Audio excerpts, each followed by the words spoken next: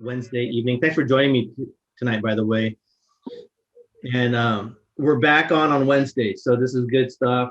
I know folks have vacations, things happening left and right, but we're going to try to stay as consistent as possible because it does reflect on the field. I see that when we do these, folks are sometimes more empowered, or maybe it actually prepares them for an appointment that they're setting up, or a discussion or a conversation. Wow, this reminds me of so and so.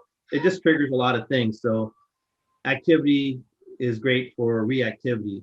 All right. So tonight's topic is how to sell insurance part-time, and some other tips I'm going to give. But as a formality, I think most of you guys know, we go through the quick recap from last week, this was back in April. So what we went through last time was we talked about knowledge being power. And for those who are new to insurance or have never done what I'm about to show you, it's a great way to add to your level or scope of business when you're sitting down with a family. So I can share these slides on our Slack and on our Facebook, but if you weren't part of that training last time, you missed out. I actually deleted about 10 slides from this presentation, but I want to give it to you in a nutshell on what it is. Just double check. Someone's not trying to get in here.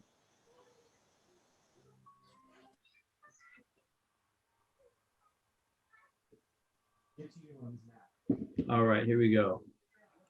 So the more you know, right? Key questions: how much life insurance coverage do I need? How about my spouse and my kids? And you reflect this upon your client. If you don't know the answer to these critical questions, you're not alone. That happens to all of us. So, do I need temporary or permanent? How much of each? So what I'm going to give you here is just some perspective and understanding on how to do that. And again, this is a recap. This is not part of tonight's training, but I like to always recap because sometimes it steers folks into studying some other perspective when it comes to life insurance. So if you can mute yourself, I'm not sure if you got the noise going on here. I got it. There you go. All right. So let's look at this first slide here. These are stages of our lives, young to mature. You see on the bottom, ages 18 to 25, 26 to 35, and so forth. And you can tell on the left side of the chart, it's just starting out, right? So this is to give you some perspective of when you're sitting with someone who's between 18 and 25 and so forth, and along the age group. And, when people are first starting out, they focus on getting the basics down, getting an educational foundation, finding a job, or learning how to budget money or making ends meet, and just building a life that's uniquely suited to them. So think about that when you're sitting down with somebody at 18 to 25. If they're not thinking about that, sometimes it's a great way to guide them into that discussion. Hey, you're a college graduate. What's your focus in terms of a career? Are you looking to start your own business? Are you looking to get a job? Are you building a budget? Are you creating a lifestyle? Those type of conversations trigger kind of a needs analysis. And then as the years go on, 26 to 35, they're typically building a career, right? They're progressing through their early adulthood. And now other events begin to take priority, like buying their first home or building a family, or maybe, fulfilling their career as they build it. So these are the initial foundations after they pass the 18 to 25 milestone. And as it moves forward, you see the picture grows and becomes more broad, right? If you look at the far left, it says the good life, planning for the future, making it happen. All these things start to happen right here from 26 onward. They're looking at protecting you and your income, saving for college, saving for their kids' college, maybe saving for retirement, income planning, healthcare, long-term care, retirement, legacy protection. All these start to kick in after age 26. But here, things happen along the way. It's not always smooth sailing. Divorce, unemployment, serious health issues, disability. But it can also be a great thing too, in terms of, it doesn't have to be a disaster. It could be promotion. It could be inheritance, marriage, birth of a child, purchase of a house. Even those good things can be stressful if they're not prepared or protected properly. So that's where we step in. So we want to know, where do we stand? Understand where iLeverage fits into this big picture. We cover everything here, especially in the dark blue: wealth transfer, legacy, retirement, of course, long-term care, I'll touch on that later on tonight. Income planning, saving for retirement, saving for college, protecting income, building a budget. All this is stuff that iLeverage is more than capable of doing, right? So, but it's really important that we help them cover or prepare their plan, okay? And we're licensed experts. So that's why it's important for us to be aware of this. This is just a recap now, but it's getting pretty thorough here. So as an example, we use Joe and Emily. Back in April, we talked about, oh yeah, when they're in the age 36 to 55, you start thinking about, okay, they're actually in this range. How do we design for that? We look at what their needs analysis equates to. Okay, so education expenses, they've got 2 children, 11 to 9, personal loan, you start getting this information as you're doing a needs analysis, but I'm just showing this as an example. As I'm thinking on my end, how do I design their life insurance policy? Do I just sell them a $250,000 policy for no reason? Did I actually do a needs analysis? Or did I do a needs analysis and did I start to layer it based on those needs, right? When I layer policies, it's an advantageous position for me as an agent for one, but for my client, it's also longevity based. It's going to cover them for a long amount of time. Okay, so look at this. If you think about these right here, you could look at this as each of these as maybe a term policy or even a whole life, universal life, or IUL type of policy. But IUL could be like a $400,000 IUL that covers the next 25 plus years, and then $250,000 that drops off after 20 years. So that could be a $250,000 term. But if you stack all these up, what is their liability during the first 10 years? Add these all up, that's $1 million. So you'd want to make sure that you design for $1 million, at least for the next 10 years. And their mortgage probably drops down somewhat. And now after 10 years, maybe we hack off this 225 and we're at 775. And then after say 15 years and beyond, we're covering them for 650,000. So when you think about this, I've done this several times for my clients and they see the rhyme and reason behind it. And I've actually made it look like this for them. Like your house, you've got a 30-year mortgage in 15 years, your liability is going to be different then than it is now. So this is one way to look at how we layer insurance. And if you need information on this, there's the leadership in iLeverage who's very familiar with layering. I'm a resource as well. I can give classes on this, training, and it's very valuable. That's why I want everyone to know that life insurance, financial services is not one-dimensional. When you layer, you support your client in many more angles than just that single dimension. All you need is a $1 million IUL for the next 120 years or till you're 120 years of age. You might be overdoing it for them, or that's why this is a great thing to know, so you know how to layer and take care of your clients. Okay, Mr. and Mrs. Client, we should look at layering your coverages so that way you don't end up paying $1 million for the next 30, 40 years. Maybe after 15 years, you only need $400,000 worth of coverage. So look at it in this way. If you don't understand how this works, reach out to me and we can have a conversation. I'll explain it in kind of layman's terms, okay? And I kind of rushed through this because, like I said, there's actually about 10 slides that I deleted from this presentation. But this, again, is the recap. All right, so let's do a deep dive into tonight's training. Tonight's training is on how to sell insurance part-time, okay? And I say that because practically everyone is doing this part-time. Even if you say you're full-time, you're probably doing something else too. You probably, if you're like my son, you probably have an auto detailing business, or you might have, a consultant business. I have a consultant business as well. I consult, I do strategic business consulting for businesses, and I capitalize on that because they in turn become my clients on the insurance side and on the financial side. And they are also now becoming my clients on the solar side. But that's just, as you learn to know more about your clients, but I'm actually steering off the course here. But really, not everyone is always full-time or as much as they think they are. So I want to give and bring perspective to when you are looking at things as a part-time or on a part-time basis, because if you feel like sometimes like, wow, this isn't working for me, I don't know what I'm doing, hopefully this kind of like clears the picture up a little bit.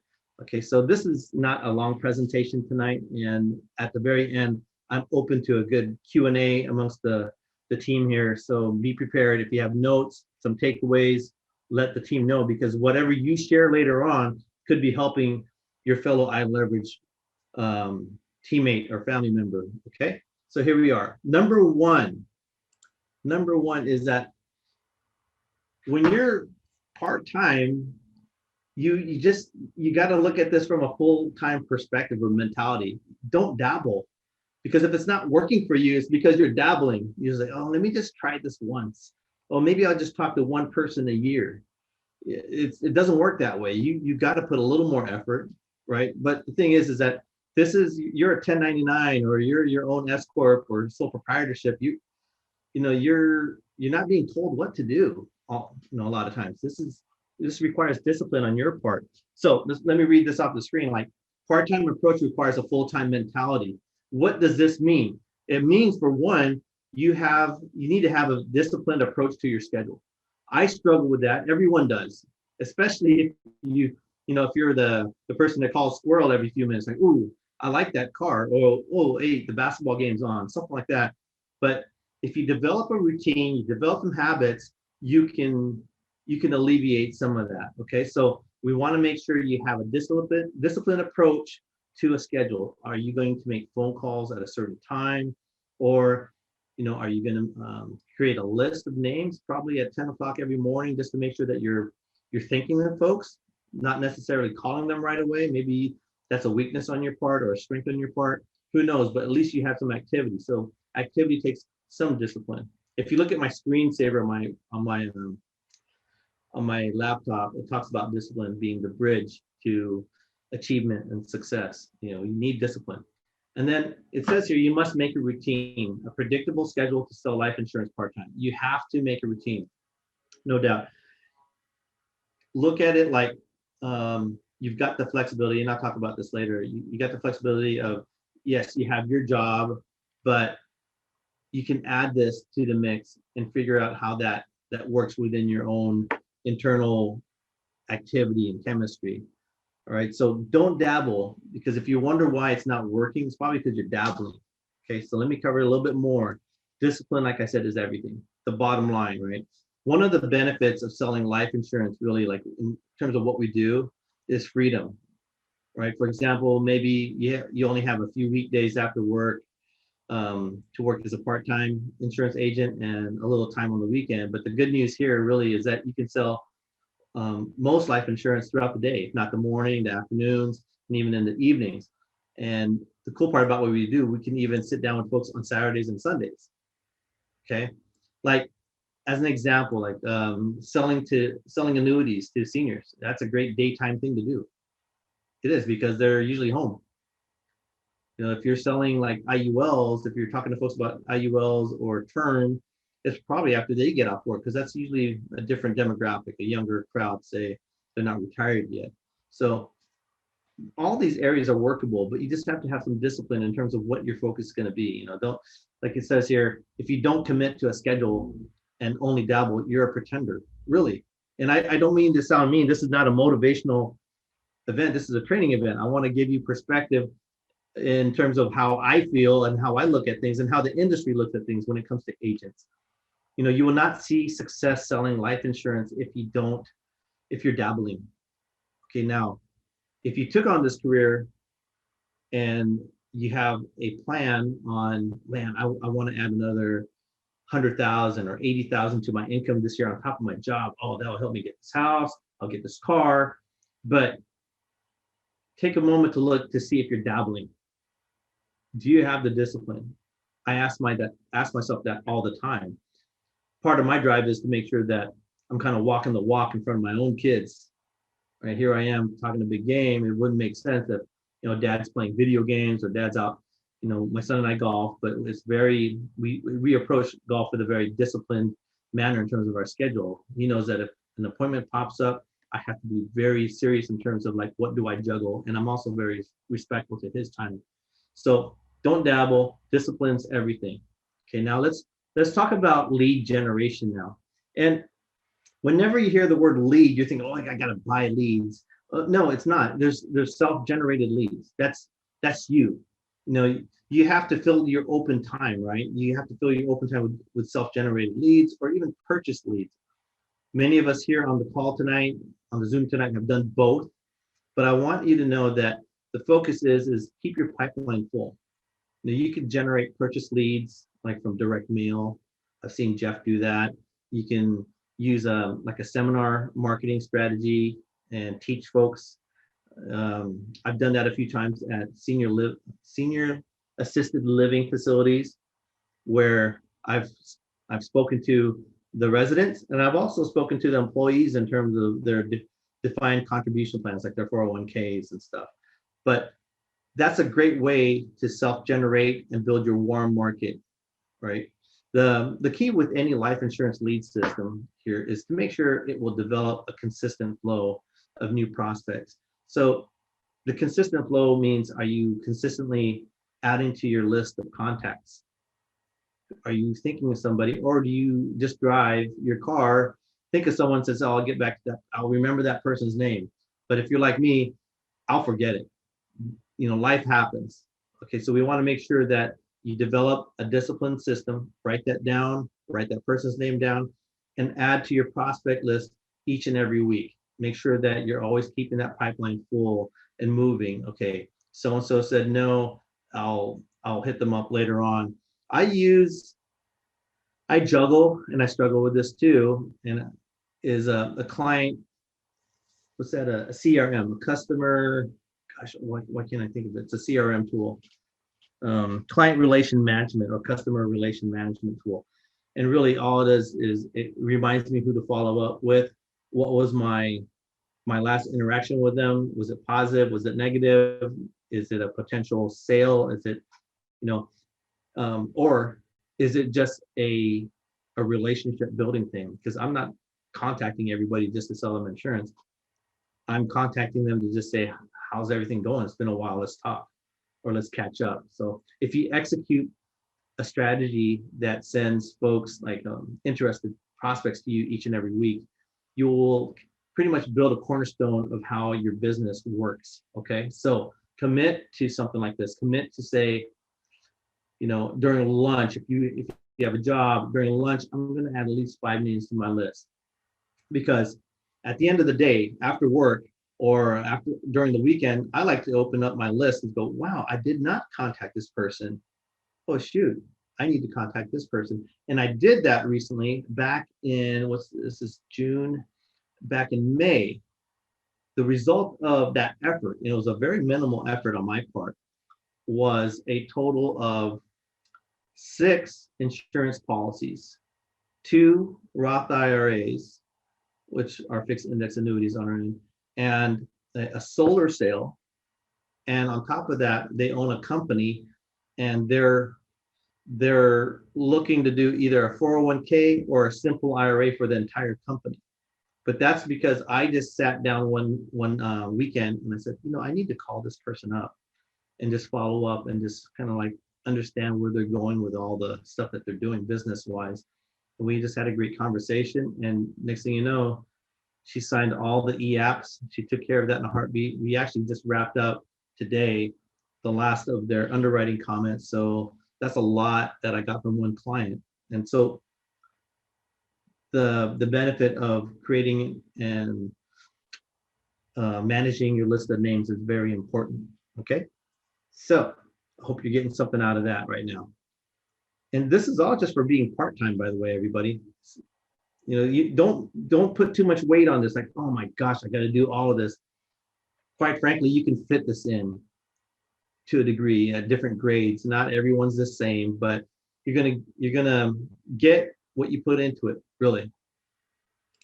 Now, the best way to learn how to sell life insurance part-time, or even full-time for that matter, is to find a mentor. So mentorship here, point number 4, is very important. You need to find an experienced, battle-tested insurance agent, leader, trainer who has had success selling insurance and understands the business from in the trenches standpoint. Right? There's some of us who are here who are prior military. When I was in the Marine Corps, the guys that I followed, or the guys who would follow me, they followed me because I've done it before.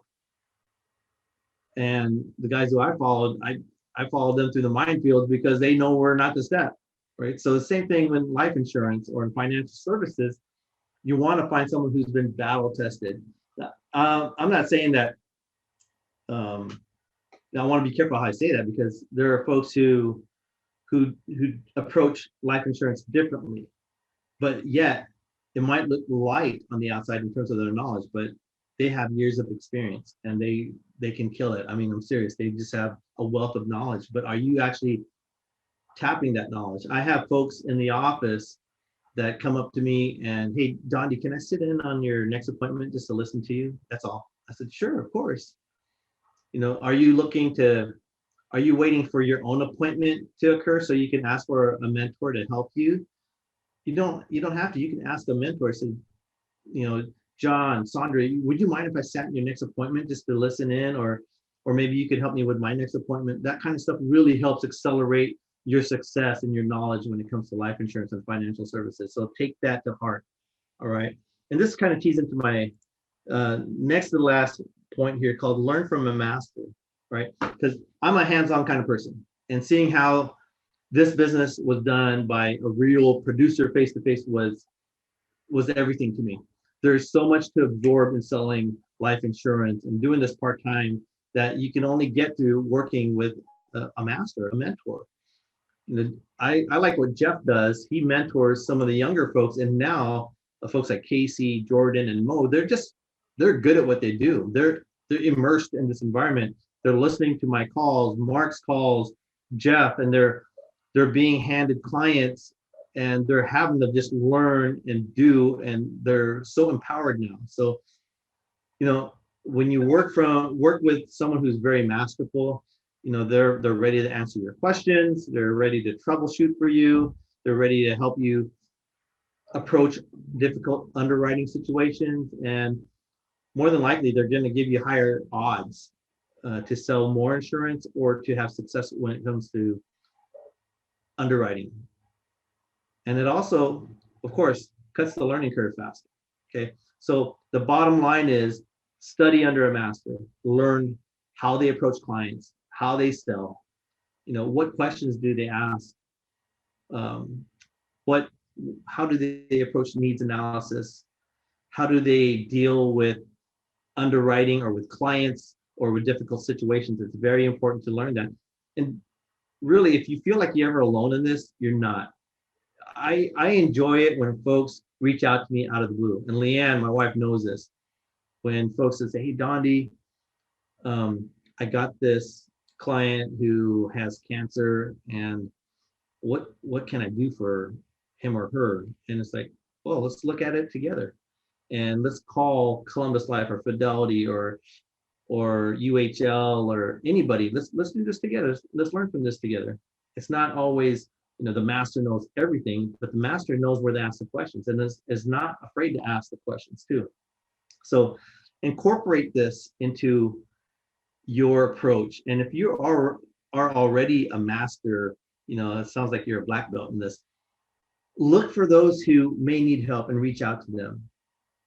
And don't wait for them to reach out to you. Sometimes it's nice to say, hey, is there something I can help you with? Or maybe you contact me and say, Dondi, can we hold a training on something and I'll make you the spotlight speaker? That kind of stuff. That's really about being of service and giving to the agency, if not the community. Okay. So now keep in mind, we're talking about part-time here, right? So if you're selling insurance part-time, what is the best insurance to sell? Right? It's crazy. I mean, you find these niches or niches, and certain things work for you, some things don't. And what I've learned is what I put on here. If you work a 9 to 5 schedule, If so, basic life insurance products work really well because those folks will sit down with you after hours. They will, because you're at work, they're at work, and you tell them, hey, why don't we meet over coffee or dinner or something after work. And IULs work really well that way. All different age groups, term, mortgage protection, final expense. Now, but if you're available during the day now, on the flip side, Medicare can be very lucrative because retired people are usually home in the morning or they're having breakfast at IHOP or Denny's. So think about that. Like, what is your strength? And we can help you find that as well. But what do you want to do? But I put this here to give you some perspective. Like, okay, I have a 9 to 5, so my focus is spot on. I'm focusing on folks with term or IULs or final expense, or here I am. I'm health licensed. We're getting ready to kick off some serious United Healthcare stuff here as a company, and I want to figure out how am I going to approach these retirees. Oh wait, they're only likely to sit down with me during the day. I got to figure that out. There are folks that sit down with you in the evenings after work. You can make it work. Ultimately, that's why I put this here. You'll find a way to make it, but you do need to have discipline. Okay. Now let's move on. Pay your dues. I love this one because it's very important that you get your street credibility. And it's very important to understand that you got to pay your dues as a part-time insurance agent, iLeverage agent. And this process is slower. And the process of part-time is sometimes slower when it comes to selling life insurance. Reason why? A part-time insurance agent, you're not at bat as often as the full-time guy. Much of your learning will come from real life interactions with your prospects. So having those appointments and that field experience is very important. We call that street cred. Get your street credibility. Let me see here. Much of your learning, and the less of what you get, the less of that you get, right? The slower your progress will be towards mastery. So you want to really go to bat as much as you can. I've got an appointment, Dondi. Would you mind helping me prepare? Or maybe you ask Jeff, maybe you ask your I don't like to use the word upline, but your upper agent or somebody, but someone who knows a little bit more. Sometimes it's very helpful. I've seen Nate do this many times when, say, Allison would contact him, say, Nate, I have a client. It's great to see that inner working happen. So the best part, though, I will tell you, when it comes to being a part-time agent, is that you won't have the stress or nearly as much stress, say, paying your bills, since you're still keeping your full-time profession, hopefully. And whereas on the full-time side, folks who go full-time right off the bat is that they could be stressed out because they look at things differently. Hey, this is insurance. You gotta sell, make a commission to get paid. But as a part-time agent, you still have your job. As you build your part-time career as an agent to a full-time career, you have that acceptable trade-off right now. So it's quite amazing if you're a successful part-time agent, because if you're making $150,000 a year on your regular job and stacking on another $100,000 a year doing life insurance part-time, that's quite an amazing side hustle. And I think that's incredible. So in conclusion, right, the bottom line, the person who sells life insurance part-time has a tremendous advantage starting off. Life insurance sales are strictly 100% commission, as you heard me say earlier. That means, kind of like if you're hunting, you eat what you kill, or you eat when you sell. You only make money when you close new business. Renewals happens later on, of course. However, if you're new to this, you basically eat when you sell, right? However, if you, like I said, if you start selling life insurance part-time in conjunction with your normal job, it'll help you keep the lights on, keep everyone happy at home. If you don't make a sale, you'll learn from it. You will experience the whole selling aspect of it because you have another job, less stress than the guy who has to make a sale or he loses his house. Okay, so this takes the pressure off of you, and you'll find that clients are more likely to buy from you when you're not as desperate to make the sale. Really, that works works for me in a lot of ways, with the right mentality, the right mentor, and with the right setup. Part-time insurance sales is quite remarkable. So think about it, right? I like the last line here. When you don't make sales as you learn, you'll experience much less stress than the guy who has to make a sale. It's a different world there. And I've seen it. I've seen it up in real time in front of my face. Folks that are desperate, I'm going to lose my house, or I'm going to lose my car, I need to make the sale. The client sees that. They smell you from a mile away that you want the commission, and it just closes the wrong way. It doesn't work. So don't be ashamed or afraid of being a part-time agent. It's actually kind of the best of both worlds, because you have the security of your job, and you have some potential insecurity of being part-time. All right, so let me move on. That's the end of my training there. Before we move into updates, does anyone have anything they want to share or any questions? And you're welcome to unmute yourself.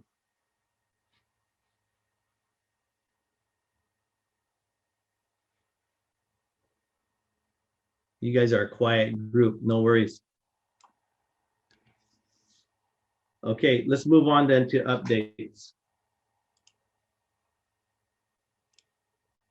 What are our updates? I don't think Bree's on the call tonight. She's really good about supporting me on this part of the company updates.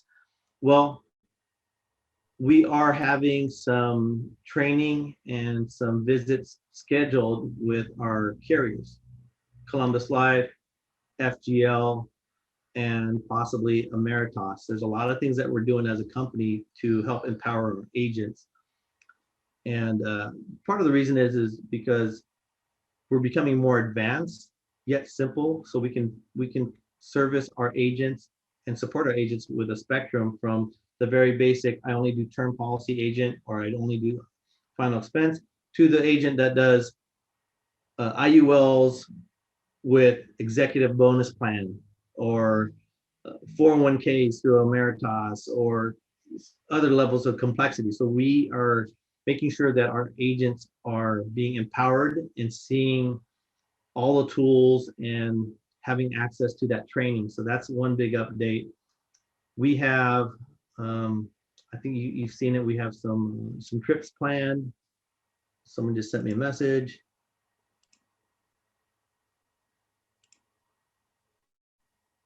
Oh yeah, we have, I don't have my wife just sent me something, but I don't have the poster on here. But that's I think there's a Columbus Life thing that's going on. Now, I will tell you, if you're not on Slack, let me find my screen here. Hold on a second, guys. Sorry about that. It's the Columbus challenge that's currently going on. Actually, not Columbus. It's iLeverage in Columbus. It is, yes, iLeverage Columbus. That's right. Be able to pull it up. I have to find it. Well, everyone should be on Slack or Facebook. If you're not going to find it. So there's a lot of great incentives there, and it doesn't take a whole lot of effort. You just have, like I said, you just have to have the discipline. You have to have like some urgency. Like, I was telling my wife the other day, I like to reverse engineer. I also told this to Jeff. I like to reverse engineer things. Like if I have let's say a trip planned for December, I'm going to reverse engineer and look at how many policies do I need to sell, or how much annual premium value do I need to sell. And when I put it into that perspective, I'm like, oh, that's only like 3 IULs. I can do that. I go to my names list, have conversations, set up appointments, and I'm rocking and rolling. So it sounds easy, but it takes effort. It takes discipline. That's why I wanted to give tonight's presentation that even though you're part-time, don't dabble. If you wonder why it's not working for you, it's because you haven't found a way to make it happen. You haven't found, you're dabbling, or you haven't created a schedule. And it takes a little bit of sacrifice. I'll tell you that. I have kids, they know that. And let me share my screen again and make sure we're back on track. So this is what we did last time, the 5-day challenge, and I'm going to offer that to everybody again. one policy submission. And if you submit it, I track this with Jeff and we look to see who did. And the last time we did this, we gave some folks what we call that, iLeverage bottles. And I think I had some Columbus Light hats. So for the people who did something. So I just want to make sure that we recognize those folks. So my question now to you, how long are you going to wait before you demand the best for yourself? This was from my last presentation, but I wanted to ask this again. Now, how long are you going to wait before you demand the best from yourself or best for yourself? Because even as a part-time agent, I see folks making, 150, 200,000 a year. And, it's all possible. Okay. It's everyone here has it in them. And if you don't, seek a mentor, seek help, and we'll do everything we can to help you get there. And we're doing that day in, day out. So you wouldn't be alone. That being said, I want to thank you for your time tonight. You're welcome to unmute yourself, say goodnight, or ask a question. But that's it. That's the end of our training. Not even, just over 30, 35 minutes. Good job. Good job, Dondi. Thank you. Well, Thank thanks, you, everybody. Dondi. Thanks, Dondi. Thank you. Thank you, Dondi. Recording stopped. Yeah. Thank thank you. Yeah, if there's a topic that you guys want done, let me know, because it's going to start getting a little more advanced here. Awesome training. Thank you. Miss you guys. Miss you. We got to get together, everybody. Heck yeah. Yeah. I mean, like everyone here, we got to go do something. Always down. Always down. Welcome back, Nate. What's that? Welcome back. Oh, thanks. Hey, Nate, did you pick up that check? No, the guy, no, I haven't. He lives in Hollister and he's got to he wants to do a cashier's check. Ah, got it. Yeah. So it's taking a little extra time. There you go. Well, I know you'll make things happen. Yeah. I submitted 3 juveniles. There you go. Those should be in the pipeline.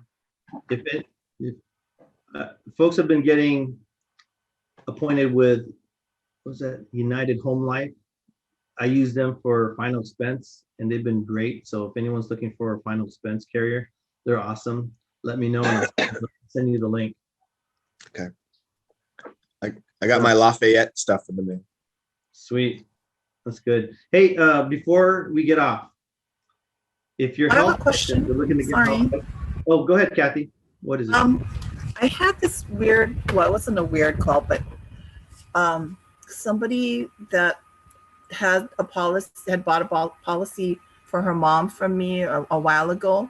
She turned 86 and now they want to know if I can find her more money to give her more coverage. Does anybody know? I researched and I found 3 companies and I don't think we're hooked up with any of the 3 that'll do 86 and over. Anybody know anybody? Just There is, hit me up. I was doing the same thing. I was looking for a friend of mine, a dear family friend who's fighting cancer. She's over 85, which was the cutoff. And I remember finding one. Let me look it up for you and Okay. let you know. I know I heard that Aetna does that, but I don't. I reached out to somebody who was connected with Aetna, but nobody responded back. Give me a second here. I want to check something. I have a little cheat sheet that I use. I think UHL does like you could instantly get accepted, but I think the death benefit might not be the amount that you want. Yeah. Well, the thing is, a lot of them their cutoff age is 85. Yeah. Yeah. So Let me see here. I have a cheat sheet. Let's see. Royal Neighbors is 85. There was one that was more than 85. I don't recall who that was. Was it Mutual of Omaha? really? Oh, Yeah, you might want to check with Mutual of Omaha. Okay. Well, I'll check. America is 85. Foresters, I don't know. I think they're 85. Almost everybody that you would think of is, like I said, I heard Aetna and two other places, and I forgot. I can't think of what they are now. Okay. But according to this guy's website, he said they're the only three. So I was like, oh, okay. Alrighty, thanks guys. Just You're welcome. reaching out there. Oh yeah. Hey, while I have everyone on the call right now, something to put into your caps. There are states like Washington State that has changed how they're requiring certain mandates on long-term care. And even though you're health licensed, and you say, well, I can sell long-term care. Well, yes and no. To sell long-term care and your health license, you have to complete the continuing education credits. I'm doing that right now myself because I have a lot of family in Washington State, and they're asking me to provide them with long-term care quotes. And I learned that, Emeritus is one of the biggest ones. Not Emeritus, sorry, One America. And to do that, to sell their product, you have to have the CE, continuing education credit, booked and done. And then also, we'll be doing some training on disability because that's a very huge leap to turn for folks with, it's very lucrative. And then let me see here. Of course, United Healthcare. That's going to be a big driving force. If you are health licensed and you're not on United Healthcare, let me know right away. I'll help you get contracted and certified because annual enrollment period's coming up and we're already moving on this here. Imagine if you got 100 clients or 50 clients, you're looking at about $600 to $700 per client. And if you didn't touch any of those clients next year or sold anything next year, you're going to get half that money this year, next year. So let's not take Medicare lightly. It's a big deal. And if you need help with that, let me know. But besides that, does anyone have anything? I have like somewhat of a question. How do we start marketing all that kind of stuff? Because I know like with United Healthcare, you have to have permission, and they have like their, I don't know what you call it, but you can't just post and advertise. It has to be like approved by them. So what's a good way to market? Right. So the first thing that we all need to do, because we checked online the other day, is that no one's completed their certification. So now I can talk to the group here, is that potentially United Healthcare can just start terminating folks who didn't complete their training. So make sure you complete your training, and you'll find in your training that the guidelines will be exposed. You'll see what and when we can do what. And you'll also broaden your market in terms of like the special enrollment period, like who can I approach, who can I help during those times, and kind of like fine tune your outreach, Alex. Okay. Yeah. So we have Medicare Mondays for now on, because I think that we're getting a lot of those questions, and hopefully Medicare Monday gives us that platform and time to talk about that and learn from it and just get good at what we do on the Medicare side. Have to be invited to Medicare Monday. I'll add you, Kathy. Thank you. You're welcome. So I made a iLeverage Red Medicare team on Slack.